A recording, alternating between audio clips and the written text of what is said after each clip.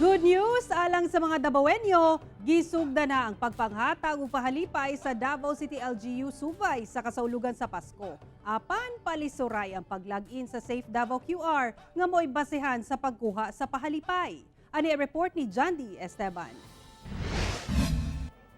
Miadto sa usa ka supermarket sa Oyangguren, Davao City ang Dabawenyong si Rodrigo. Dihang nasayrang mag-apod-apod og Christmas pahalipay ang Davao City LGU sugod December 8. Apan ang problema, Balik na lang siguro ta or mag-inquire siguro ta mga after mga ilang adlaw if ever kung napasok na ba or kung sa karon kay wala pa man. wala pa siya makalagin sa Safe Davao QR code. Kinahanglan manggod nga mag-login aron masayran kung asa makuha ang pahalipay. Wala naman akong trabaho kasi senior na ako. Kaya kahit na konting halaga, maligay na ako kasi makakatulong din sa akin yun. Kasi hindi ko naman hinangad na bigyan ako ng marami.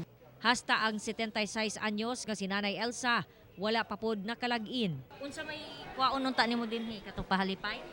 Oh, pahalipay, unsa ang mahatag nila.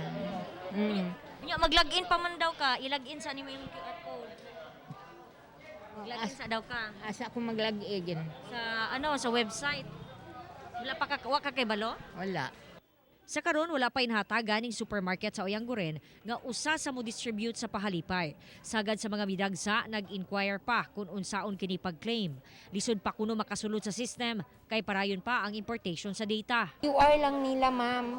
Pero kung mahimo unta before sila mag-adto, ilahasang ilagin ang ilahang QR dito sa Safe Davao kay para dili sila mahasol. Kay sa pagkakaroon, ma'am, ang ilahaman gong ang system is ongoing pa na ginaayos or nag-upload pa sila, ma'am.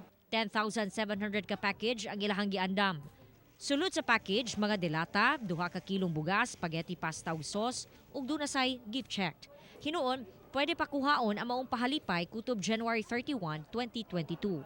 Kinahanglan nga personal kining kuhaon ug walay labot niini ang mga nanarbaho sa LGU. Kauban si Jojo Solarte sa kamera.